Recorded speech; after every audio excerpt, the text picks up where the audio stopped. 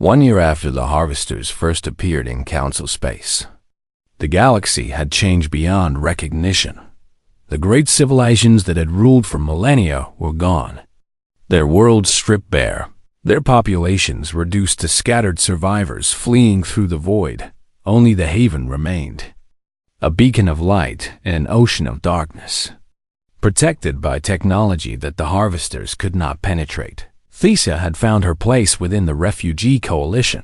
Her analytical skills proved valuable to the human-led command structure, and within months she had risen to become one of the senior strategists planning long-term resistance. She worked alongside beings from 30 species, all of them united by a simple truth.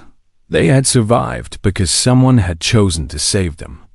And now they would fight to ensure that choice meant something. The War Council met in a chamber at the heart of the Haven, a circular room surrounded by displays showing the current state of the galaxy. Most of those displays showed red, marking territories claimed by the Harvesters. But a thin band of green at the galaxy's edge represented the space they still controlled. Admiral Chen Mingyu stood at the center of the room, her gray hair pulled back in a tight braid, her uniform bearing the marks of a military career that spanned 4 decades. Our scouts report the Harvesters have completed their sweep of the inner systems, she announced. They are beginning to turn toward the rim, but their advance has slowed. Why would they slow? Asked a Myrani commander, their fluid form rippling with curiosity. Because they are thorough, Tessa answered. They do not simply kill, and they consume. And that takes time even for beings of their power. Admiral Chun nodded in agreement. Our models suggest we have between 5 and 7 years before they reach the Haven's defensive perimeter. And that gives us time to prepare. Prepare for what? Demanded a Dronathi survivor, one of the few hundred who had escaped their homeworld's destruction. You saw what our fleets did against them, and nothing worked. And nothing even slowed them. Your fleets attacked directly. Admiral Chun replied calmly. They fought the kind of war the Council had always fought, with overwhelming force and rigid tactics. But we have spent 2 centuries preparing for a different kind of war. She activated a display showing schematics that Thesa did not recognize. The Harvesters are powerful but not invincible. The Admiral continued. They have patterns, weaknesses, vulnerabilities that can be exploited. And we have been studying the ruins of previous cycles, learning from the mistakes of civilizations that came before us. You knew this would happen, the Dronathi said, accusation heavy in his voice. You knew, and you did nothing to warn us. We warned you for 50 years, Ambassador Yoon stepped forward, her voice carrying the weight of exhausted patience. We begged the Council to listen, to prepare, to work together. And you laughed at us and called us primitive, and eventually threw us out of your precious union. The Dronathi fell silent, unable to argue with truth. We are not here to assign blame. Admiral Chun interjected firmly. We are here to survive and eventually to win, and that requires focus, not recrimination. The Council continued, discussing resource allocation and defensive positioning and the 100 small decisions that would determine whether their civilization endured. Thesa listened and contributed where she could. But part of her mind kept returning to a question she had not yet asked when the meeting ended. She approached Ambassador Yoon. May I speak with you privately? Yoon led her to a quiet observation deck overlooking the nebula that hid their home. For a long moment, neither of them spoke, simply watching the play of light across ancient gas clouds. You want to know about the last wave of refugees? Yoon finally said. Tessa clicked her mandibles in affirmation. We detected their ships entering the rim 3 days ago, she said.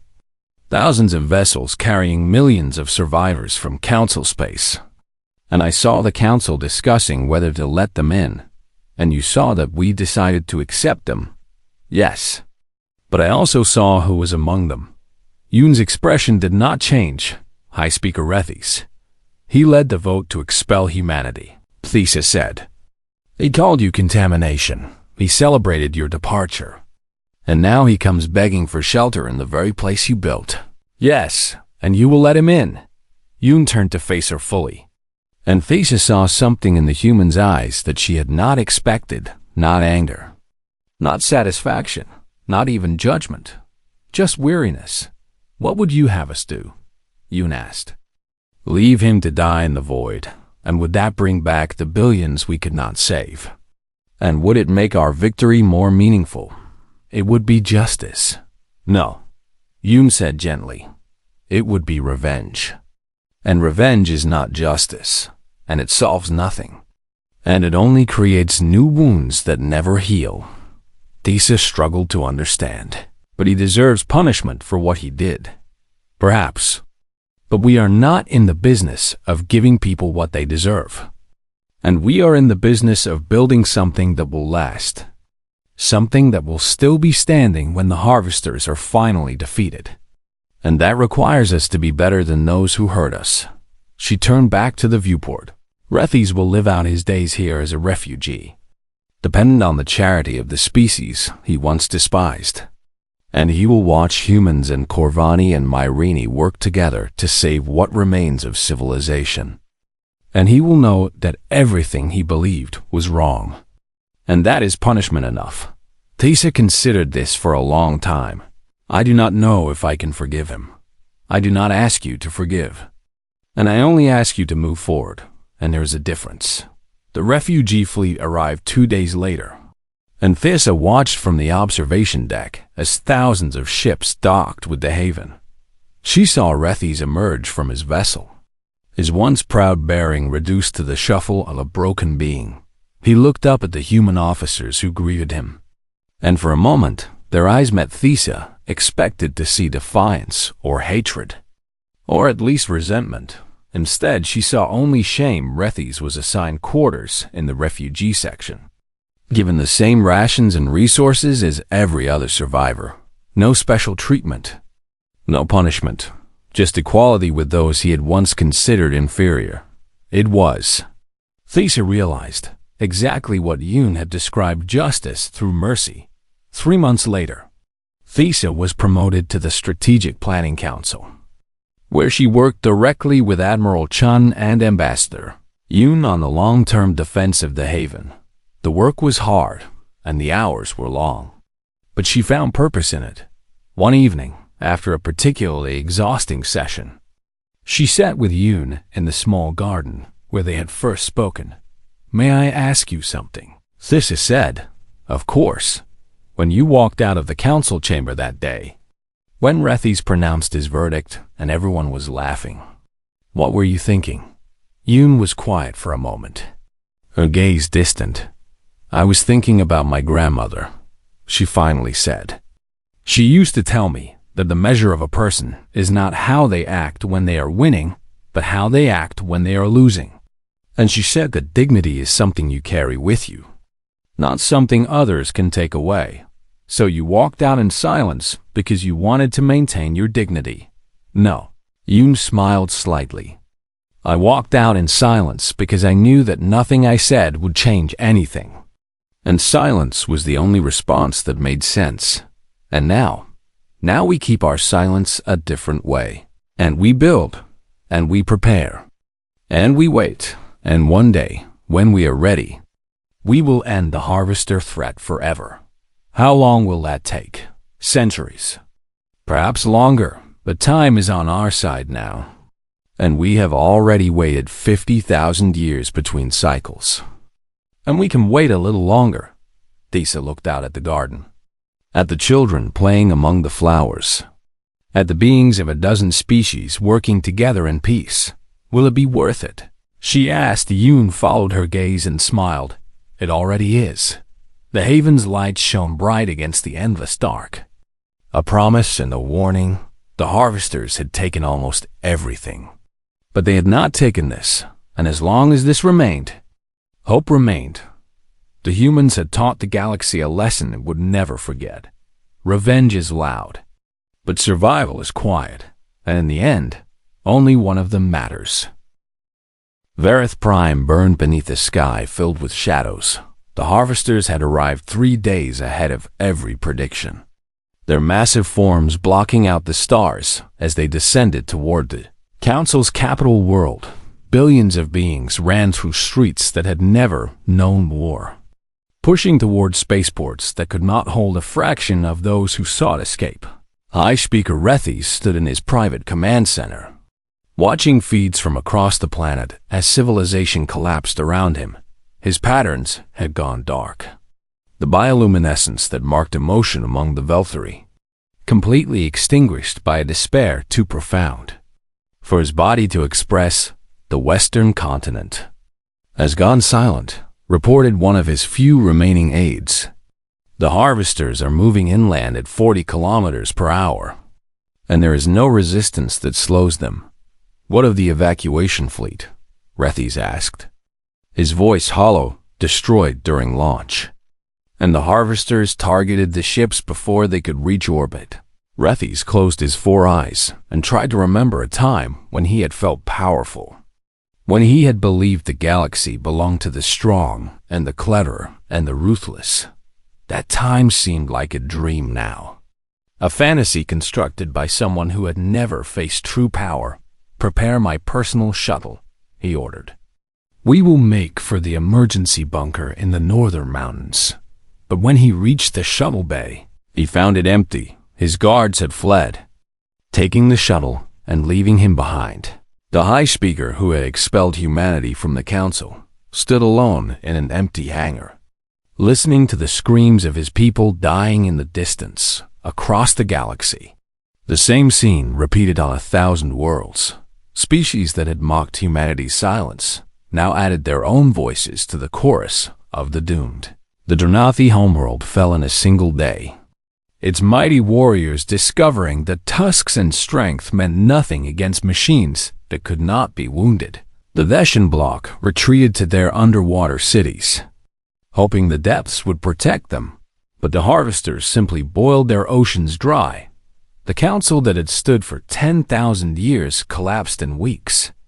Its member species scattered to the void like leaves in a storm, and still the harvesters came, patient and thorough, consuming everything in their path. Thesa had been traveling for 3 weeks. When she finally reached the coordinates from the human records, her ship's fuel reserves were nearly exhausted, her food supplies reduced to emergency rations, and her hope worn thin by the endless dark of the galactic rim. But what she found restored something in her that she had thought dead. A nebula filled the viewport, its gases glowing with soft purple and gold light. And within that nebula waited a structure larger than any she had ever seen. It was a station. But that word seemed inadequate. It was a world unto itself, a constructed habitat stretching across thousands of kilometers, its surface dotted with lights that spoke of millions of lives within, and around it floated a fleet human ships. Yes, but also Myrini vessels and Corvani carriers and ships from a dozen other species she recognized. They had built something here, something vast, something prepared, a communication beam locked onto her ship. And a voice filled her cockpit, unidentified vessel. "This is Haven Station Control, and you have entered restricted space. So please identify yourself and state your purpose." Thesa's mandibles clicked with relief she could barely contain. "My name is Thesa of the Corvani Analytical Corps," she said. "I escaped from Varath Prime before the harvesters arrived, and I have been following coordinates I found in human records, and I am seeking refuge." A long pause followed, then a different voice came through, one that Thesa recognized from broadcasts she had watched months ago. "Thesa," said Ambassador Yoon Seojin, "I remember seeing you in the council chamber the day we left, and you were the only one who was not laughing." "I saw the data," Thesa replied. "I saw your people evacuating your allies, and I tried to understand why. But no one would listen to my warnings." "No," Yoon agreed. "They never do.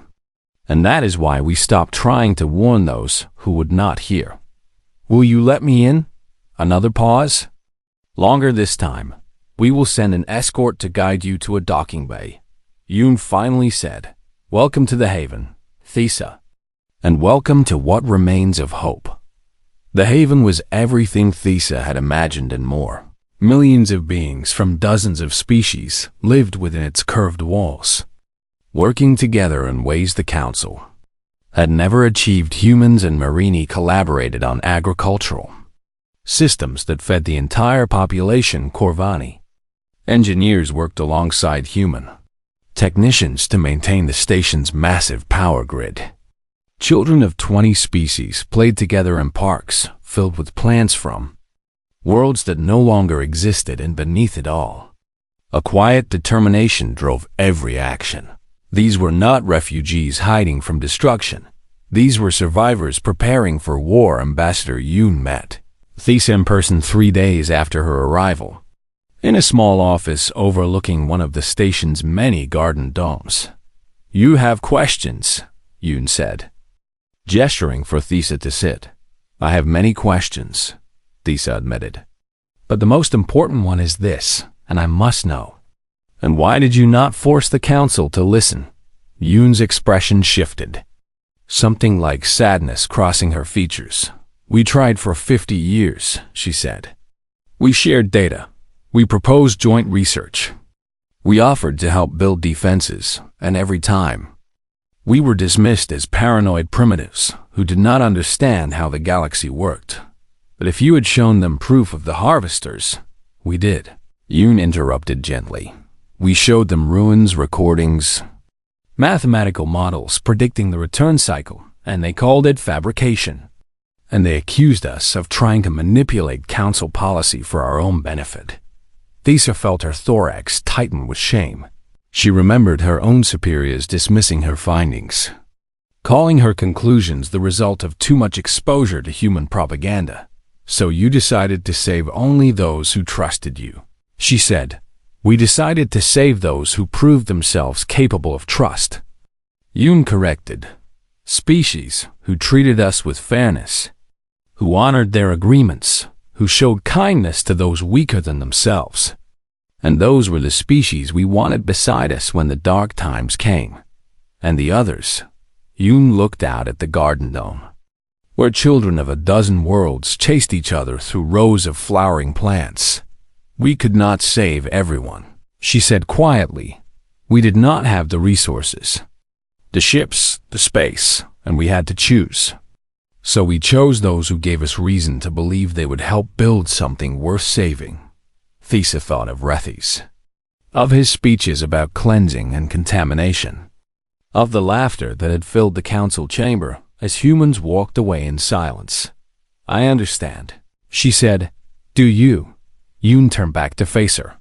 "Because understanding means accepting that some of your people are still dying out there. And we could have saved more if we had started earlier. But we waited, hoping the Council would change, hoping they would see the truth." "Why did you wait?" "Because we wanted to believe the best of them," Yoon said simply. "Because giving up on people is hard, even when they give you every reason to." Outside the office windows, the nebula glowed with ancient light, and somewhere beyond it, the harvesters continued their harvest. But here, in this haven built by human hands and allied hearts, life continued, and for the first time since she had fled Vareth Prime, Thesa allowed herself to believe it might continue forever. The first colony to fall was Veltharus 7, a mining world at the outer edge of the Dominion's territory. 40,000 workers lived there, extracting rare metals from deep beneath the surface and sending them back to the heart worlds. The distress call came at dawn. Local time, a garbled transmission filled with static and screaming. "Something is here," the voice said. "Ships like nothing we have seen, and they are taking everything." "Taking everyone, please send help, please." The transmission cut off, and Veltharus 7 went silent. High Speaker Rethes ordered an investigation fleet to the system, expecting to find pirates or perhaps rebels from one of the Council's many discontented factions. What they found was nothing. The planet remained in its orbit. The mining facilities stood intact, but every living being on the surface had vanished. No bodies. No signs of struggle. No evidence of where 40,000 people had gone. Just empty streets and abandoned machines, and a silence so complete that the investigators reported feeling watched by something they could not see. The council dismissed the incident as an isolated event. Perhaps a mass evacuation triggered by equipment failure.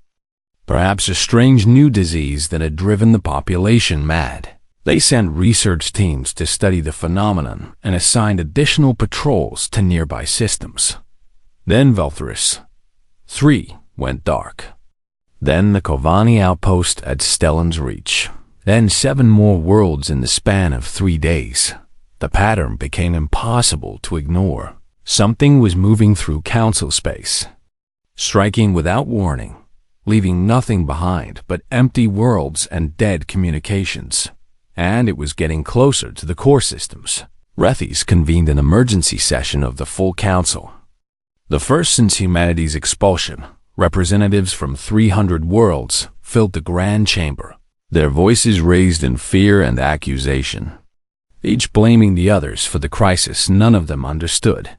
"We must send the combined fleet," shouted the Dranathi ambassador, his tusks gleaming with agitation. "We must meet this threat with overwhelming force." "Force? Against what?" countered a Theshan delegate.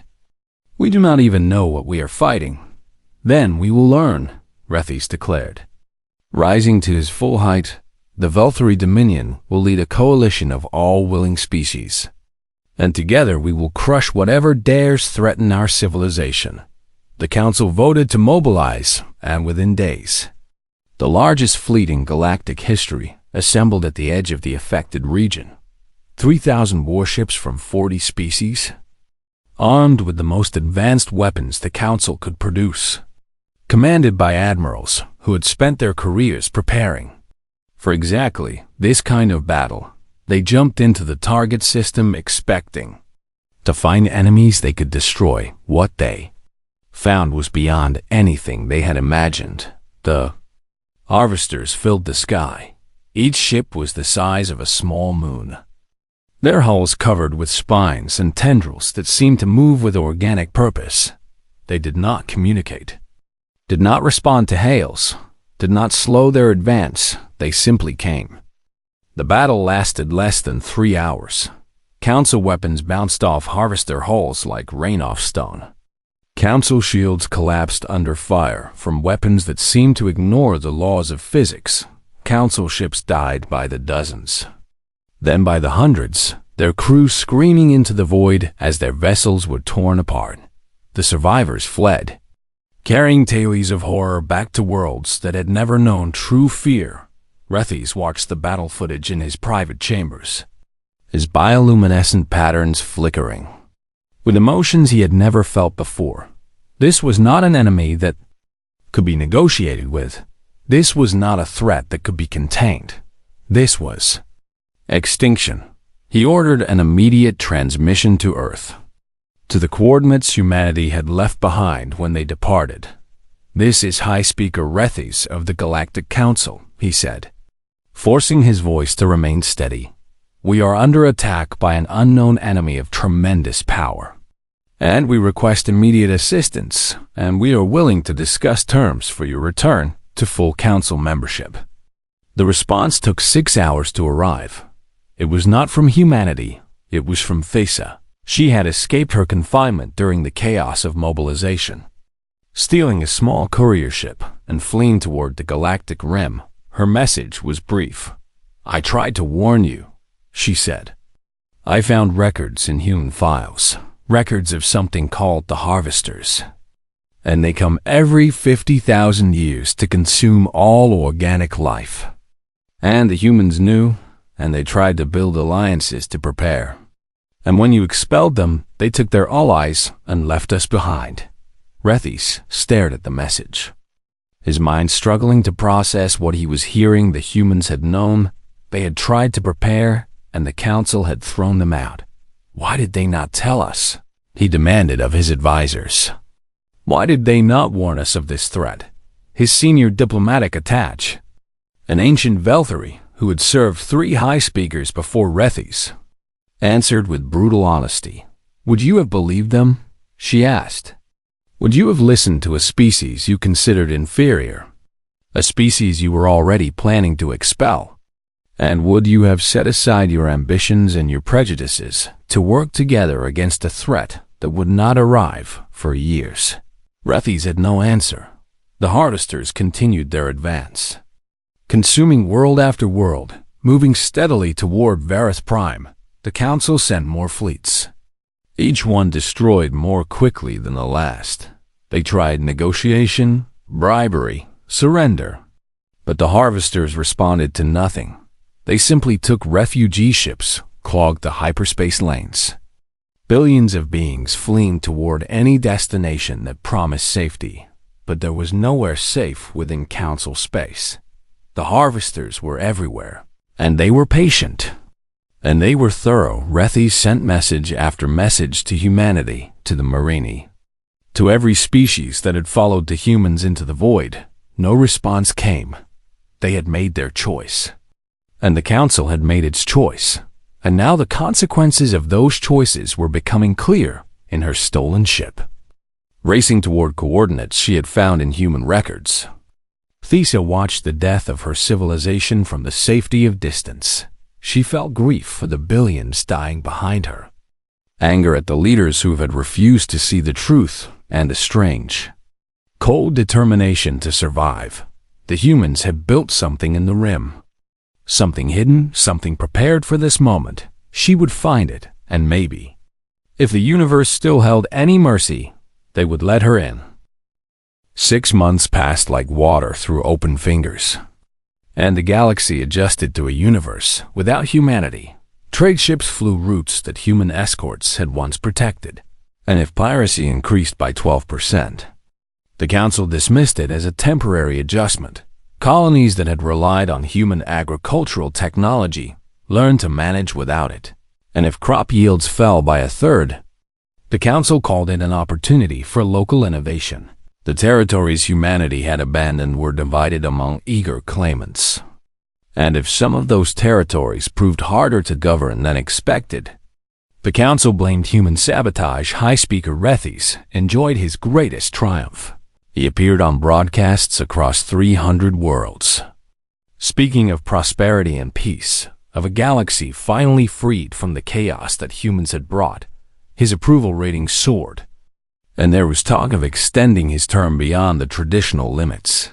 The celebrations continued even as small problems multiplied into larger ones. A communications relay network that humans had maintained for decades began to fail, and without their expertise, repair crews could not restore it. A medical research station that had relied on human funding closed its doors, taking with it promising treatments for 17 different diseases. A border patrol fleet that had trained alongside human ships found itself outmatched by raiders who no longer feared retaliation, but these were small matters, easily ignored in the glow of victory.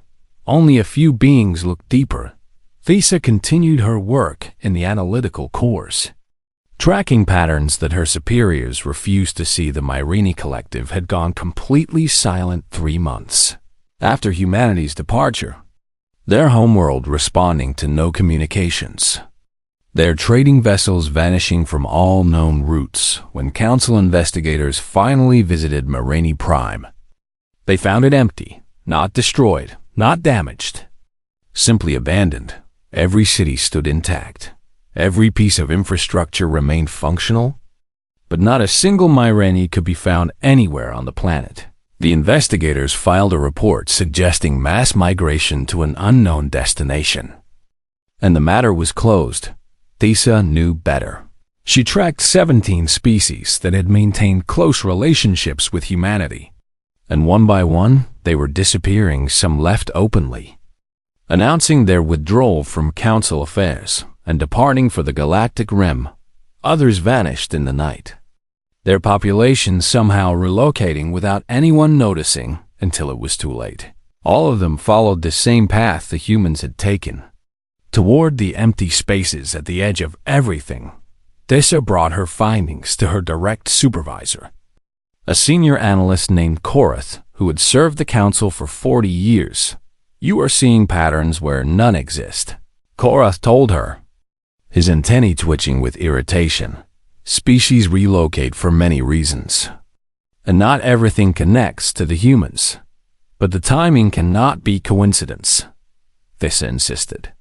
"They are all moving in the same direction, toward the same region of space, and they are doing it quickly, as if they are running from something." "Running from what?" Korath demanded. "The galaxy is at peace. The humans are gone, and there is nothing in the rim except dead stars and empty rock." Thissa hesitated. She had not yet shared her other discovery, the astronomical data that showed something moving in the void between galaxies. "I believe the humans knew something," she said carefully, "something they did not share with the council. And I believe they are preparing for a threat we have not yet recognized." Kara stared at her for a long moment, then burst into clicking laughter. "You have been reading too many human entertainment files," he said. "They were a primitive species with delusions of importance. Nothing more.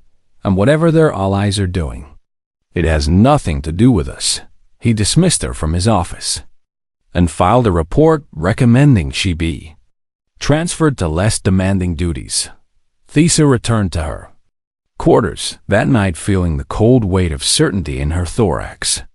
She was right. She knew she was right, and no one would listen 3 days later. She intercepted a transmission. It was old, sent months ago, caught in the backup systems of a relay station that had briefly malfunctioned and stored messages it should have deleted. The transmission was encrypted, but Thissa had spent years studying human communication protocols, and within hours, she had broken the code.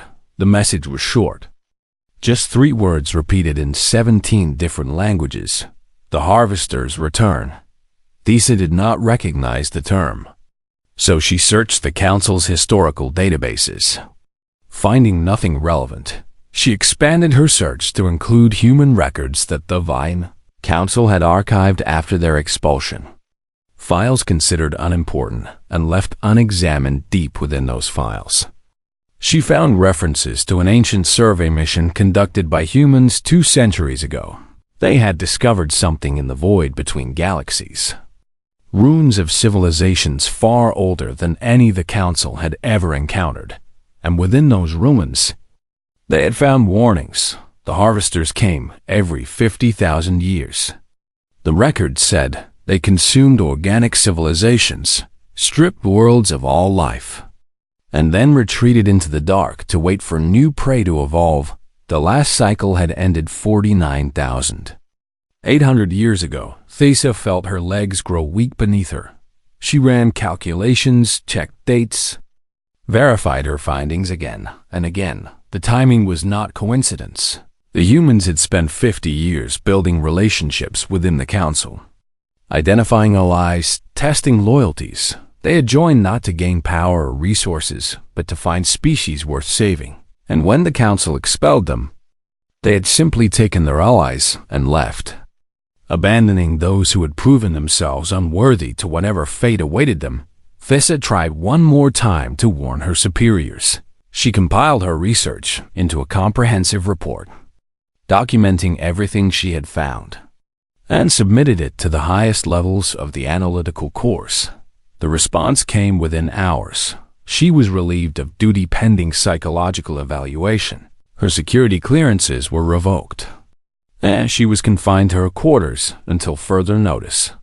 The galaxy was at peace, the official response stated, and the Council would not tolerate fear-mongering based on human propaganda. Thissa sat alone in the dark of her small room, listening to the sounds of Varth Prime's endless celebrations drifting through her window. Somewhere out there, beyond the light of known stars, something ancient was waking, and no one would believe her until it was too late. 3 weeks later, the Deep Space Sensor Network detected an anomaly at the edge of Council space. The readings made no sense, showing objects larger than moons moving at speeds that should have been impossible. Station commanders reported the anomaly to their superiors, who reported it to their superiors, who eventually brought it to the attention of the Council's Scientific Advisory Board. The board examined the data for 2 days before issuing their conclusion: equipment malfunction. They declared the sensors were old and poorly maintained, and the readings were clearly errors. They recommended a maintenance schedule and closed the file. No one noticed when the anomaly changed course. No one noticed when it began moving toward the nearest inhabited system. No one noticed until the screaming started. The grand chamber of the Galactic Council stretched upward like a cathedral made of light and metal, its walls carved from the bones of ancient asteroids and polished until they reflected the faces of 1,000 species. Ambassador Yoon Seo-jin stood at the center of the speaking platform, her dark hair pulled back in a simple knot, her uniform crisp and unwrinkled, despite the 12 hours she had spent waiting for this moment. Around her, arranged in ascending tiers that spiraled toward a ceiling lost in shadow, sat the representatives of 300 worlds. The Valkyrie dominated the highest tier, their scaled bodies shimmering with bioluminescent patterns that shifted with their moods. And today those patterns pulsed with barely contained triumph. High Speaker Rethys rose from his throne of woven crystal, his forearms spread wide in a gesture that demanded silence from the assembly. The council has reached its verdict, he announced, his voice carrying through the chamber with the help of translation devices embedded in every seat. Humanity stands guilty of 17 violations of territorial sovereignty, 4 breaches of trade agreements, and 1 count of unauthorized military deployment in neutral space. Yoon did not move, did not speak, did not allow her expression to change. She had expected this outcome from the moment the charges were filed 6 months ago. The evidence had been fabricated so poorly that any fair tribunal would have dismissed the case within hours. But the council had never intended to be fair. The punishment is immediate and permanent expulsion from the Galactic Council, Rethys continued, his patterns now blazing with satisfaction. All human vessels must vacate council space within 30 standard rotations, and all human assets within our borders are hereby forfeit to the species whose territories they occupy. A ripple of approval moved through the chamber. The Kavani delegation remained still, their insectoid faces impossible to read. The Myrani ambassador, a being of flowing water contained within a humanoid force field, turned away as if unable to watch. But most of the council celebrated openly. They had wanted humanity gone since the day the strange bipeds from the spiral arm had first requested membership. And now their wish had been granted. Rethys descended from his tier, his movements slow and theatrical, until he stood just 3 meters from Yoon. "Have you anything to say in your defense, Ambassador?" he asked.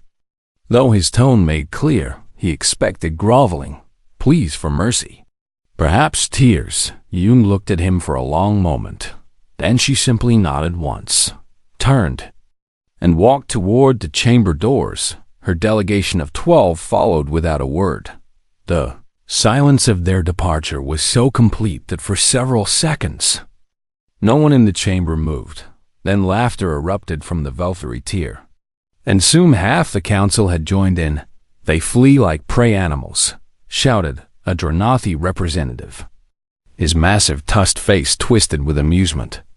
"Did you see how she could not even form words? Inferior species," agreed a voice from the Leshan block. "They never belonged among civilized peoples." Rethys raised his arms again, and the chamber felt quiet enough for him to speak. "Let this day be remembered as a cleansing," he declared. "We have removed a contamination from our great union, a species of violence and chaos that would have dragged us all into darkness.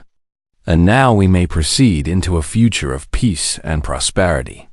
The applause that followed shook the walls outside the chamber. Yoon walked through corridors of gleaming white stone, past guards who smirked at her, past diplomats who refused to meet her eyes, past the towering statues of council founders who had lived and died before humanity discovered fire. Her delegation remained silent until they reached the docking bay where their shuttle waited. Only when the doors sealed behind them did Lieutenant Commander Park Jun-ho speak. "Ambassador, should we not have said something?" he asked, his young face troubled. "We could have challenged the evidence, demanded an independent investigation." Yoon settled into her seat and activated the shuttle's departure sequence. "They did not want truth," she said. "They wanted us gone, and nothing we said would have changed that. But the allied species, the Corvani, the Myrani, the dozen others who traded fairly with us, they know what happened today. And they will remember who stood with them and who stood against them." The shuttle lifted from the bay and turned toward open space, where the human diplomatic cruiser Quiet Resolve waited in orbit as they approached. Yoon opened a secure channel to Earth. "This is Ambassador Yoon reporting from Verith Prime," she said. "The Council has voted for expulsion as predicted, and I am initiating Protocol 17. The response came within seconds. A voice she recognized as belonging to Admiral Chen Ming-yu of United Earth Command.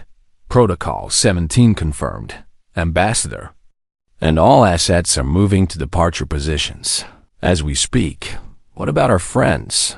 The Corvani have accepted relocation assistance for their outer colonies, and the Myrani are already moving their spawning grounds to the coordinates we provided. And 17 other species have requested evacuation support." "Good," Yoon said. "Make sure everyone who wants to leave has the chance, and those who refused our warnings." Yoon closed her eyes for a moment.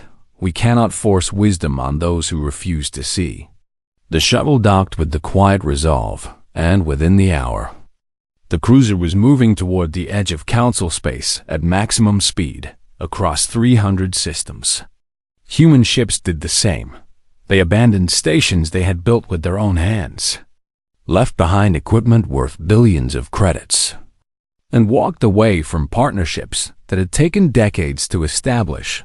They did it quietly, without protest, without threats, without even a backward glance, and everywhere they went, they carried a message to their allies.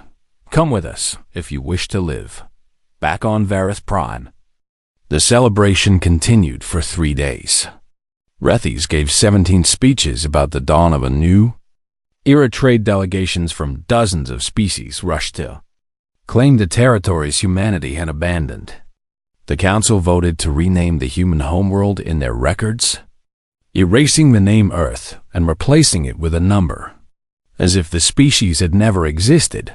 Only a handful of beings noticed anything strange. Thesa of the Corvani Analytical Cores sat in her small office deep within the Council's administrative complex, her compound eyes fixed on streams of data that most of her colleagues considered too boring to examine. Ship movements, population transfers, communication patterns between minor species, nothing that would interest a high speaker or a senior diplomat.